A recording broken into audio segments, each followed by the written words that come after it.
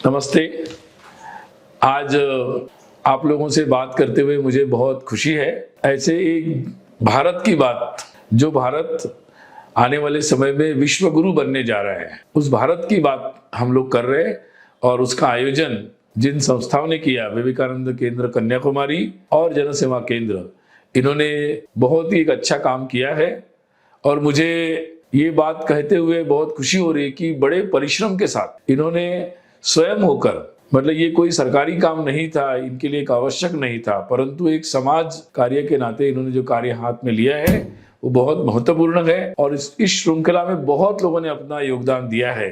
आज मुझे भी उस विषय पर कुछ बात कहने के लिए आपने आमंत्रित किया है, और मैं संक्षिप्त में यही कहना चाहूंगा कि ये भारत की बात है, ये हमारी सबकी बात है। और इसलिए इस बात को लेकर हम सब जाएं। जितने भी विषय आपने सुने होंगे अब तक, उन सब विषयों का सार यही है कि भारत को आगे बढ़ना है तो हम सबको एक एक कदम आगे बढ़ाना पड़ेगा।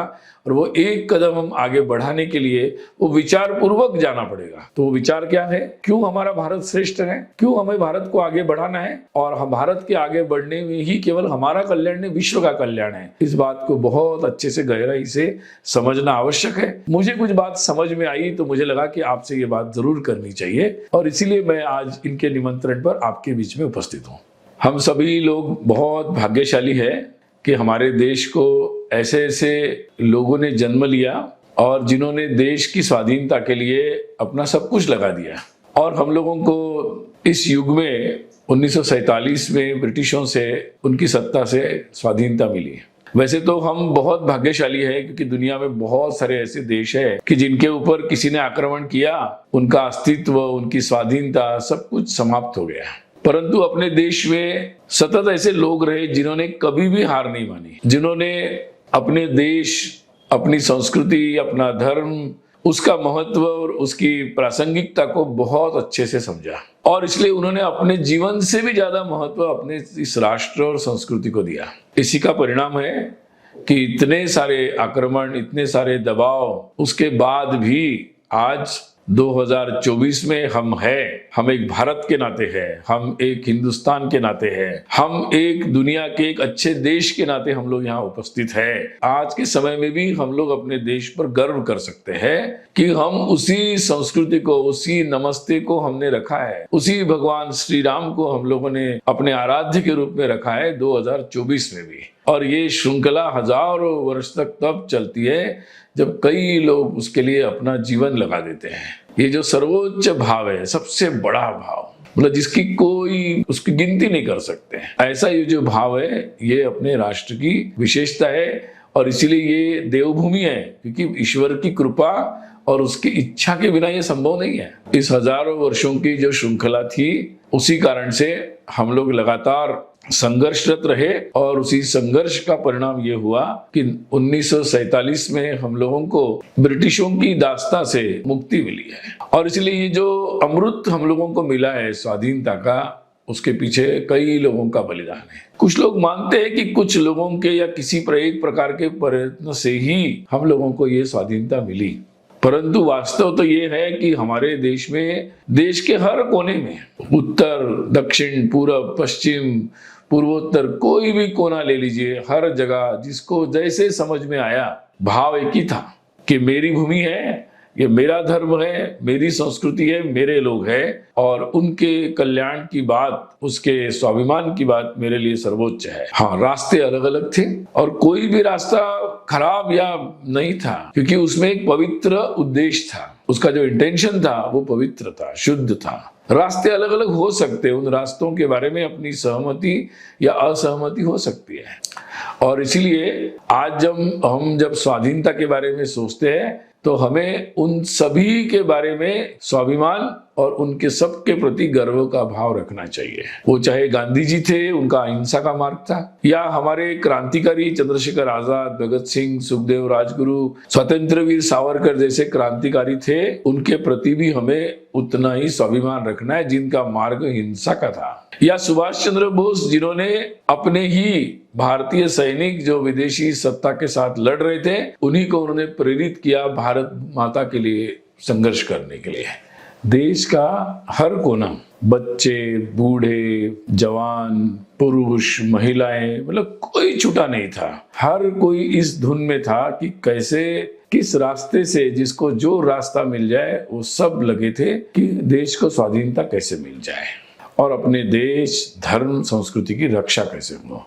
यहाँ तक कि विदेश में जो भारत की ब्रिटिश सेना में थे उन लोगों ने तो हाथ थाम लिया था और नेताजी सुभाष चंद्र बोस उनके नेतृत्व में उन्होंने भारत के स्वाधीनता के आंदोलन में कूच कर दिया था। लेकिन जो भारत में थे, नेवी में थे, सेना में थे, उन सब लोगों ने भी मोर्चा संभाल लिया। जैसे ही ब्रिटिशों ने, उनकी सेना ने नेताजी की सेना पर आक्रमण किया, इस दूसरी तरफ मुंबई के डॉक में आंदोलन प्रारंभ हो गया था। उन्होंने बगावत का बिगुल बजा दिया था और ये एक सही बात थी कि जिसने ब्रिटिश सत्ता को हिला दिया था। और वो इस निष्कर्ष पर आ गए कि अब उन्हें 1857 की जो कड़वी यादें थी वो सता रही थी। अब देश बदल चुका था, दुनिया का चित्र बदल चुका था, दूसरा विश्व युद्ध समाप्त हो चुका था और उस परिस्थिति में उनके लिए यहाँ से भागने के अलावा कोई और उपाय ही नहीं था। और इसलिए ये सारे लोग और एक सतत श्रृंखला, वो श्रृंखला उसका कारण है जिसके कारण हमें स्वाधीनता मिली है। और ये श्रृंखला में लोग कैसे थे?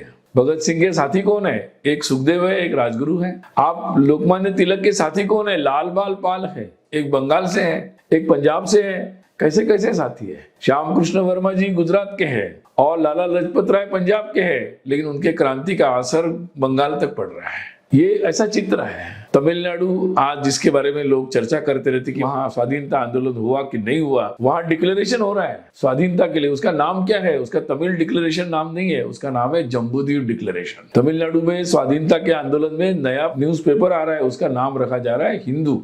ये जो घटनाएं हैं ये सब बताती है कि किस तरीके से भारत के हर कोने में ये आवाजें उठ रही थी। ये भारत के एक सनातन राष्ट्र होने की एक पुष्टि करते हैं। ये बिल्कुल स्पष्ट कर देता है कि ये क्या है, मतलब ये राष्ट्र क्या है। और इसीलिए किसी भी कोने में होने पर भी उनके आत्मा की आवाज एक ही थी। सुब्रमण्यम भारती लिख रहे थे, वो तमिलनाडु में बैठे थे, परंतु वो भी भारत की बात लिख रहे थे। इसलिए सुभाष चंद्र बोस की सेना में तमिलनाडु में जाएंगे तो सबसे ज्यादा तमिलनाडु के हर जिले में आपको ऐसे लोग मिलेंगे कि जिनके नाम सुभाष रखा हुआ है, जिनका नाम सुभाष चंद्र बोस रखा हुआ है। क्यों? क्योंकि आपको सबसे ज्यादा मूर्तियां, प्रतिमाएं दिखेगी सुभाष चंद्र बोस की तमिलनाडु के जिले में, क्योंकि वो तमिलनाडु के लोग बंगाल के सुभाष चंद्र बोस की सेना में सबसे ज्यादा बढ़कर हिस्सा ले रहे थे। अब ये बात देश की एकता, अखंडता और हजारों वर्षों से हमारे अंदर जो धारा बह रही है जोड़ने वाली, वो चल रही है। इसीलिए जब देश स्वाधीन हुआ, स्वाधीनता हमारे संविधान ने लिखा वी द पीपल। ये वी कौन है? ये वी संविधान ने नहीं बनाया, संविधान के पहले ही हम वी द पीपल है। और वो वी द पीपल जो है, हम जो लोग हैं, हमने अपना संविधान बनाया। स्वाधीनता हमने संघर्ष करके पाई और हमने अपना संविधान बनाया, हमने अपना रास्ता लिखा कि हम स्वाधीनता के बाद किस रास्ते पर चलेंगे। दुनिया में उस समय और भी देश हमारे बाद स्वाधीन होते चले गए, हर एक ने अपनी राह बनाई। हमारे साथ जो देश स्वाधीन हुआ, जिसने अपना नाम पाकिस्तान रखा, परंतु वो एक अलग ही राह पर, भारत विरोध की राह पर चल पड़ा, हिंदू धर्म के विरोध की राह पर चल पड़ा। परंतु भारत ने अपनी हजारों वर्षों की परंपरा की जो रास्ता था उसी को अपनाया। बहुत सारे लोग ब्रिटिशों की शिक्षा से संभ्रमित रहे, क्योंकि लगभग 100 वर्ष तक ब्रिटिश की शिक्षा भारत में चली, ब्रिटिश शिक्षा। उससे बहुत लोग प्रभावित भी हुए और उन्हें स्वाधीनता के पश्चात कुछ लोगों को यह संभ्रम भी रहा, भारत स्वाधीन तो हुआ, किस रास्ते पर हमें जाना है। और उन्हें लगा कि शायद हमें ब्रिटिशों जैसा बनना पड़ेगा आने वाले समय में, तब हम शायद अच्छे देश बनेंगे। कुछ लोगों ने सोचा कि हमें अमेरिका जैसा बनना पड़ेगा। परंतु देश में ऐसे भी लोग बहुत थे जो ये सोचते थे कि भारत को भारत जैसा बनना होगा, भारत का रास्ता भारत को खुद बनाना पड़ेगा, अपनी राह खुद बनानी पड़ेगी, अपने परिश्रम से बनानी पड़ेगी। और इसलिए स्वाधीनता के आंदोलन में इसके बीच थे, जहां कई लोग जमीन पर संघर्ष कर रहे थे, दूसरी तरफ पीसी रे किताब लिख रहे थे हिंदू केमिस्ट्री की, कोई मुखर्जी किताब लिख रहे थे medical instruments in ancient India, और ये किताब हार्वर्ड मेडिकल कॉलेज में पब्लिश हो रही थी। कोई लिख रहे थे अपने फिजिक्स के सिद्धांत लिख रहे थे। दादा साहेब फाल्के जाकर ये प्रयास कर रहे थे कि अगर नई फिल्म की दुनिया आ रही है तो उसमें अपने अनुसार अपनी फिल्में बननी चाहिए, तो हमें वो तकनीकी सीखनी पड़ेगी और उसको अपने अनुसार उसका उपयोग करना पड़ेगा। इसलिए उन्होंने जब पहली फिल्म बनाई उसका नाम ही राजा हरिश्चंद्र। ये सब हमारे स्वाधीनता सेनानी है। जिस क्षेत्र में थे, कोई अपनी इंडस्ट्री बना रहा था कि भारत में उद्योग होना चाहिए, भारत के जैसा उद्योग होना चाहिए, अपने स्वाभिमान के साथ अपने चिंतन के आधार पर राष्ट्र को खड़ा करना, ये बात स्वाधीनता सेनानियों के दिमाग में थी। इसलिए मदन मोहन मालवीय जी देख रहे थे कि नई शिक्षा आ रही है, हम जब स्वाधीनता में नहीं है तब दुनिया में बहुत नए नए तंत्र बन रहे, उनको हमें लेना पड़ेगा। लेकिन उन्होंने जब ब्रिटिशर्स ने बॉम्बे, कलकत्ता, मद्रास ऐसे विश्वविद्यालय बनाए जा रहे थे, तब उन्होंने काशी हिंदू विश्वविद्यालय BHU बनाया, जिसने कहा कि हम आधुनिक से आधुनिक ज्ञान लेंगे क्योंकि वो हमारी परंपरा है, जहां से भी आएगा, जैसे भी आएगा, जिस रास्ते से आएगा हम लेंगे और हम अपने पास जो ज्ञान है उसको लेकर पूरे दुनिया में जाएंगे। लेकिन उन्होंने अपने ज्ञान, पारंपरिक ज्ञान, जो वैज्ञानिक ज्ञान था, उस ज्ञान को नए ज्ञान के साथ उसका एक अच्छा एक सम्मिश्रण बनाने का उन्होंने प्रयास किया। और हम देख सकते हैं कि अपने देश मिट्टी से जुड़े हुए बहुत सारे ऐसे डॉक्टर्स, बहुत सारे इंजीनियर्स BHU से निकले और जिन्होंने पूरे देश में, दुनिया में नाम आगे बढ़ाने का काम किया। स्वामी विवेकानंद से प्रेरित होकर इंडियन इंस्टीट्यूट ऑफ साइंस बनाया और वहां पर भी दुनिया भर के लोग आए। जो भारत के लोग पढ़कर दुनिया में गए थे वो अपने बड़े बड़े करियर छोड़कर यहाँ आए। बहुत सारे ऐसे मिशंस बने। एक धारा चल रही थी कि जिनको लग रहा था कि देश स्वाधीन हो गया, तो सोमनाथ का जो मंदिर आक्रामकों ने तोड़ा, तो स्वाधीनता मिलते ही मुझे पहला काम सोमनाथ में वो मंदिर पुनर्स्थापित करना चाहिए। ऐसे बहुत सारे काम हर क्षेत्र में जिनको जो समझ में आ रहा था वो उस करने में लगा था। लेकिन एक धारा ये भी चल रही थी जो ये सोच रहे थे कि नहीं, हम लोगों को अगर आगे बढ़ना है तो हमें विदेश जैसा बनना पड़ेगा, उनके जैसा ही करना पड़ेगा। दूसरों से नए नए ज्ञान लेने में कोई आपत्ति नहीं है, परंतु अपना धर्म, संस्कृति, परंपरा और अपना ज्ञान जो वास्तविक है, जो सत्य है, जो काल के प्रवाह पर सत्य साबित हुआ है, उसको छोड़कर ये नहीं किया जा सकता। और इसलिए भारत का जो भविष्य का रास्ता है, वो रास्ता हमारी संस्कृति की, हमारे ज्ञान की मजबूत नींव पर ही खड़ा हो सकता है, उसी पर चल सकता है। और इसलिए आज ये प्रश्न बहुत महत्वपूर्ण है। जब हम स्वाधीनता के 75 वर्ष पूर्ण करने के पश्चात अब अपने देशवासियों की इसी अंदर की आवाज और उनके अथक परिश्रम के कारण, मतलब in spite of all odds, कई लाखों लोगों ने अपनी वो बात छोड़ी नहीं, अपनी जिद छोड़ी नहीं, उन्होंने अपनी उसी बात को पकड़ के रखा। मतलब जो कई कलाकार थे, इतना जबरदस्त मतलब आक्रमण हुआ हमारे संगीत क्षेत्र में, कला के क्षेत्र में, लेकिन लोगों ने अपना सब कुछ लुटा कर भी अपनी उन भारतीय नृत्य कलाओं को, संगीत कलाओं को, चित्र कलाओं को, अपने कारीगरी को, बहुत सारी ऐसी बातें हैं। ये भी एक स्वाधीनता का संघर्ष था।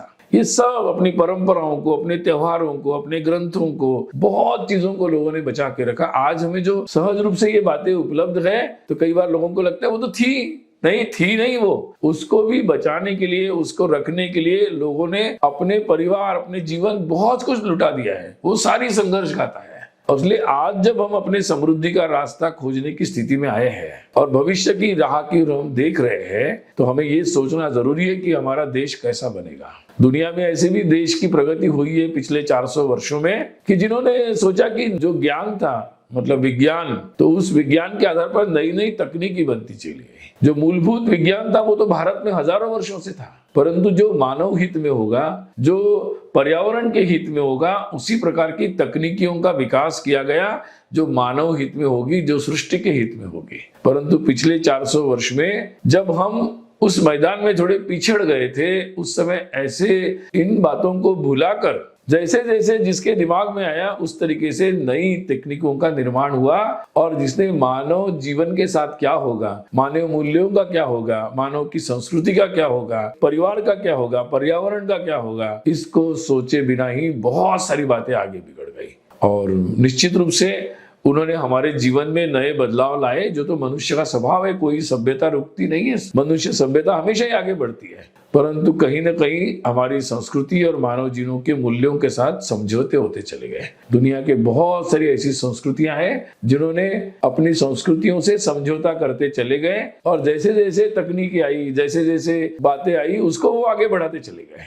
और ये बात केवल हमारे साथ नहीं, पूरे दुनिया के कई लोगों के साथ हुई है। और इसलिए आज जब भारत का समय आ रहा है, हमारे नौजवानों ने अपना डंका बजाना प्रारंभ किया है दुनिया में, तो हम लोगों को इस बात पर सोचना जरूरी है कि हमारा रास्ता क्या होगा। क्या हम जो तकनीकी जैसे मार्केट में आएगी उसके अनुसार हम अपने संस्कृति को या जीवन की रीति नीति को समझौता करते जाएंगे, या हम अपने तरीके जीवन के उसका चयन करेंगे, एक ज्ञानी व्यक्ति की तरह, एक मूल्यवान व्यक्ति की तरह उसका हम चयन करेंगे और उसके आधार पर, अपने पुरुषार्थ के आधार पर, अपने ज्ञान के आधार पर नई तकनीकियों का निर्माण करेंगे। यह महत्वपूर्ण विषय है। हम नए रोबोट बना देंगे परंतु उनका संस्कृति, उनका संस्कार हमारा रहेगा। ये बात बहुत जरूरी है। और इसलिए मैं जब सोचता हूं कि भारत शायद उसी दिशा में जाने के लिए सोच रहा है, और इसलिए अभी तक ये बताया जा रहा था कि अगर आप विज्ञान में विश्वास करते हैं तो आप आध्यात्मिक नहीं हो सकते,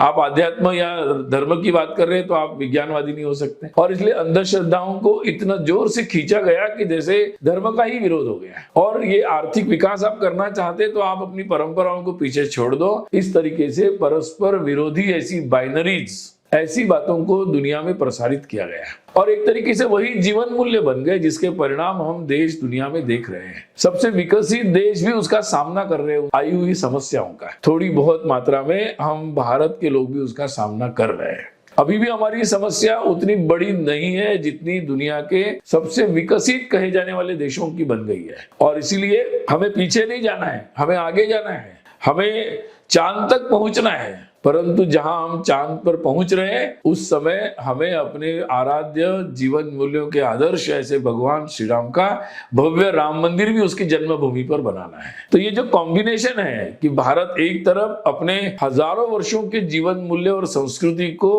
प्रतीक ऐसे राम मंदिर के भव्य निर्माण पर पूरा समाज एक पूरे भक्ति भाव में लीन हो रहा है, और वही समाज उतने ही उत्साह से भारत के वैज्ञानिक प्रगति, जिसमें चांद पर हम पहुंच गए, दुनिया के सबसे सस्ते में सबसे अच्छी तकनीकी के साथ हम पहुंच गए। तो ये जो कॉम्बिनेशन है, ये कॉम्बिनेशन मुझे लगता है कि हमारा आगे का रास्ता इंगित करता है। It's a very indication, symbolic है ये। और इसलिए ये जो सिंबॉलिज्म है हमारा बहुत ही महत्वपूर्ण है। और इसीलिए हमारे इसरो के चेयरमैन चांद पर भी हमें पहुंचा रहे हैं, और वो अपने आराध्य भगवान श्री राम का दर्शन करने भी जा रहे हैं। तो ये कुछ सालों पहले लोगों को विरोधाभास लगता था, लेकिन ये विरोधाभास नहीं, ये भारत के प्रकृति है, ये भारत का स्वभाव है, और ये भारत के भविष्य की नियति है। और इसीलिए हम लोगों को, दुनिया के हमारे नौजवानों को, दुनिया में जितनी भी नई तकनीकी आ रही है, जितने भी नए नए एआई हो, आर्टिफिशियल इंटेलिजेंस या सेमीकंडक्टर हो, कोई भी बात पीछे नहीं छोड़नी है, उसमें सबसे आगे जाना है। परंतु इन हर तकनीकी के पीछे एक फिलॉसफी है, एक सोच है कि जिसका मानव जीवन के साथ बहुत बड़ा संबंध है। और इसलिए एक मानव जीवन के लिए friendly, human friendly, nature friendly ऐसे जीवन मूल्यों के साथ तकनीकी का चयन करने वाले, तकनीकी का निर्माण करने वाले, और उसको जोड़कर मानव हित में उसका उपयोग करने वाले ऐसे नौजवानों की देश को जरूरत है। We require such type of minds, cultured bright minds. इसकी बहुत ज्यादा जरूरत है, और ये भारत का भविष्य है। तो मैं जब देश में घूमता हूं तो बहुत खुशी है, क्योंकि वही युवा है जिनको भगवान श्री राम के मंदिर के लिए जय श्री राम लगाने में भी कोई संकोच नहीं है, और चांद पर पहुंचाने के लिए एआई और सेमीकंडक्टर की दुनिया में अपना परचम लहराने में भी वो सबसे आगे है। तो ये जो बात है, ये मुझे लगता है भारत का भविष्य का चित्र है, उसको हम इन प्रतीकों से समझ सकते हैं। आज ये जो हलचल है पूरे जमीन तक हो रही है। मतलब मैं देख रहा था कि स्टार्टअप्स, भले एक समय था कि कई सारे युवाओं को ये आदत हो गई थी कि बस अपनी कोई डिग्री पालो, डिग्री पाकर नौकरी की लाइन में खड़े हो जाओ, परंतु ये वही देश है जो अब लोगों को आत्मविश्वास दे रहा है। वो आत्मविश्वास ऐसा है कि 2016 में 450 स्टार्टअप रजिस्टर हुए थे, वही 2022 में 26,522 इतने स्टार्टअप रजिस्टर हुए, और इस 2024 की खबर आ रही है कि पिछले साल में 1 लाख से ज्यादा नए स्टार्टअप लोगों ने रजिस्टर किए हैं। ये मुझे लगता है it shows the aspiration of our youth. ये भारत का एस्पिरेशन है। एक समय था कि भारत के जो प्रधानमंत्री थे अटल बिहारी वाजपेयी जी, उन्हें एक अभियान लेना पड़ा, स्कूल चले हम। यानी बच्चों को स्कूल भेजो, स्कूल चलो, इसके लिए अभियान लेना पड़ा। मुझे लगता है कि आज 2024 में वो अभियान कितना सफल था, ये अगर सोचेंगे तो आज किसी को बोलना नहीं पड़ता। गरीब से गरीब, गांव से गांव, पढ़े लिखे अनपढ़, हर कोई अपने बच्चे को स्कूल में भेजने के बारे में पक्का समझ गया, हर कोई जा रहा है। अब जरूरत है कि उनको अच्छी शिक्षा मिले, शिक्षा में अच्छे परिवर्तन हो, और अच्छी शिक्षा में भारतीय मूल्यों के साथ और आधुनिक से आधुनिक ज्ञान के साथ, ये जो नया कॉम्बिनेशन है, ऐसी शिक्षा के लिए पूरे देश को तैयार हो जाना चाहिए। हम सबसे ज्ञान लेंगे लेकिन मॉडल हमारा होगा। हम बाजार से कपड़े लाते हैं तो अपने अनुसार उसको टेलर्ड कर लेते हैं ताकि हम कंफर्टेबल रहे। तो भारत दुनिया से कोई भी टेक्निक आए, कोई भी ज्ञान आए, कोई भी नया अनुसंधान आए, तो हमें अपना दिमाग लगाना है, हमें अपने अनुसार उसको टेलर्ड कर लेना है। इसकी ज्यादा जरूरत है आज, और उसके लिए आज हमारे नौजवान तैयार हैं। उनको बस इस बारे में अवगत कराने के लिए बहुत सारे लोगों को मेहनत करनी चाहिए। जिनके पास भी ऐसा ज्ञान है, जो व्यवस्थाएं बनी है हमारी, जो व्यवस्थाएं चला रहे हैं, उनको इस दिशा में बहुत सारे प्रयास करने की जरूरत है। अभी देखिए, आने वाले समय में बहुत सारी दुनिया भर की कहानियां फिल्मों में हमने सुन ली। अब ये समय आया है कि भारत की कहानियां केवल भारत नहीं, पूरी दुनिया देखेगा, दुनिया समझेगा। ये समय आ रहा है। अब इस समय के लिए हमारे युवाओं को प्रोत्साहित करना, मैं पुरानी पीढ़ी के लोगों को यही बोलूंगा, पेरेंट्स को यही बोलूंगा कि अपने नौजवानों पर, बच्चों पर विश्वास रखो। उनकी जो प्रतिभा है उस पर विश्वास करो, उनके आत्मविश्वास को और बढ़ाओ, उसको कमजोर मत करो। शायद आप लोग एम्प्लॉयमेंट की लाइन में खड़े रहे होंगे, लेकिन उनको अपनी प्रतिभा के साथ आप उनके पीछे साथ खड़े रहो, उनको अपनी प्रतिभाओं के साथ नई ऊंचाइयों को छूने दो। ये मुझे लगता है कि आज का समय है, आज की आवश्यकता है, और ये बात जितनी आगे बढ़ेगी उतना ही ये समाज, ये राष्ट्र आगे बढ़ेगा। मैं यही बात कहूंगा कि आने वाले समय में बहुत सारे परिवर्तन समाज के सारे लोगों को मिलकर करने हैं। ये कोई एक संगठन नहीं करेगा। मैं राष्ट्रीय स्वयंसेवक संघ से जुड़ा हूं, कई लोग आते हैं कि आप लोगों ने बहुत अच्छा काम किया, आप लोग ये काम और कर लीजिए। मैं उनको ये कहना चाहूंगा कि अब ये समय है कि जिसमें आप किसी को आउटसोर्स मत करिए। हम सब मिलकर, समाज के हर व्यक्ति को मिलकर, हर संस्थाओं को मिलकर नए परिवर्तन में काम करना होगा। हमारे परिवारों को अच्छा करना है तो हम सबको मिलकर उसमें काम करना पड़ेगा कि हमारे हरेक का परिवार, हम अपने बच्चों के संस्कार स्कूलों को केवल आउटसोर्स न करें, हम अपने परिवार को ऐसा बनाएं कि हम हर बच्चे को, हर परिवार से अच्छे संस्कार मिलेंगे, अच्छी दिशा मिलेगी। हम अपने जीवन में ही ऐसी शैली लाए जिससे हम पर्यावरण की रक्षा करेंगे। तो हमारी आदतें भी हमें बदलनी पड़ेगी। उसके आंदोलन है ये पूरे समाज का कि हम सबको आगे जाना पड़ेगा। हमें जीवन में ऐसी शैली लेनी पड़ेगी कि जो स्व के आधारित होगी। समाज में हमारे बहुत सारे जाति, इसके आधार पर कौन से कहाँ जन्म लिया, कौन सा व्यवसाय, इसके आधार पर उच्च नीच करने की बहुत बुरी आदत हमारे समाज में बरसों से रही। लगातार हर पीढ़ी इस पर प्रयास कर रही है कि इससे हम मुक्त हो जाएं। आज मुझे लगता है इसको एक ठोस आंदोलन बनाने की जरूरत है कि इससे जुड़ी जो भी बुराई हमारे समाज में होगी उसको हम नष्ट करेंगे, अपने परिवार से इसका प्रारंभ करेंगे। और हमारे देश में हम लोग व्यक्तिगत जीवन में बहुत अच्छे हैं, परंतु सार्वजनिक जीवन में नागरिक कर्तव्यों के बारे में हमें ठोस उपाय करने पड़ेंगे। सिग्नल केवल सीसीटीवी कैमरा लगा है इसलिए हम अच्छे नहीं रहेंगे। बिना सीसीटीवी कैमरा के भी अच्छा रहने की हमारी परंपरा और हमारी संस्कृति है। तो मुझे लगता है आज नागरिक कर्तव्य करने के नाते हम छोटी छोटी बातों में हम सब अगर इन बातों को आगे लेकर चलेंगे, ट्रैफिक के रूल से लेकर हमारा टैक्स हमारा समय पर देने से लेकर बहुत सारी छोटी छोटी बातें, तो मुझे लगता है कि हमारी व्यवस्थाएं, हमारा समाज जो ऑटो मोड पर चल पड़ेगा। केवल ऑटोमेशन मशीन में नहीं लाना है, समाज भी ऑटोमेशन पर चलना चाहिए, ऑटो मोड पे चलना चाहिए। सरकारी डंडे की उसकी जरूरत नहीं पड़नी चाहिए। ये हमारी संस्कृति और धर्म का आधार अगर हम बनाते हैं तो हम ऐसा कर सकते हैं। तो पूरे दुनिया को आने वाले समय में, अगले 15-20 सालों में, 25 सालों में हमको ऐसा भारत बनाना है और ऐसा भारत बनकर दिखाना है। वो भारत अपने आने वाली पीढ़ियों के लिए गर्व का कारण बनेगा और पूरी दुनिया के लिए एक रास्ता दिखाएगा कि हम आधुनिक से आधुनिक बने, हम समृद्ध से समृद्ध बने, हम पराक्रमी और पुरुषार्थी बने, लेकिन हम पूरे समाज के साथ सह अस्तित्व का जो पाठ है, को एग्जिस्टेंस का, सृष्टि के साथ, सारे समाजों के साथ, ये पाठ पूरी दुनिया में शांति का संदेश दे सकता है। तो उस पाठ को लेकर आगे चलना, इसका उदाहरण भारत को प्रस्तुत करना है। ये उदाहरण प्रस्तुत करने से ही हम विश्व गुरु कहलाएंगे। तो आज ये बहुत ही एक अच्छा अभियान था विवेकानंद केंद्र कन्याकुमारी और जन सेवा केंद्र मुंबई के द्वारा, और इसके जो भी आयोजक हैं उन्होंने एक बहुत अच्छी पहल की है। क्योंकि ये जो पूरा राष्ट्र के अमृत काल का जो समय होगा वो किसी एक द्वारा, एक संस्था द्वारा, एक सरकार द्वारा नहीं होगा। तो उसमें पूरे जन को, सारे लोगों को सहभागी होना है। और उस दृष्टि से लोक जागरण, लोक मत परिष्कार, यानी लोगों के मत का परिष्कार बहुत ज्यादा आवश्यक है। हम लोकतंत्र में हैं और इस दृष्टि से ये जो कार्य है लोक जागरण का, ये बहुत ही श्रेष्ठ कार्य है। उस कार्य को इन दोनों संस्थाओं ने हाथ में लिया। लगभग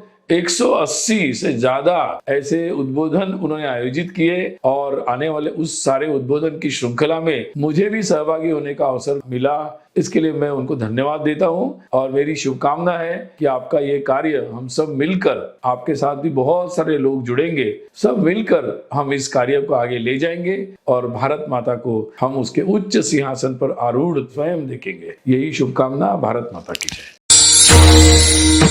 जय।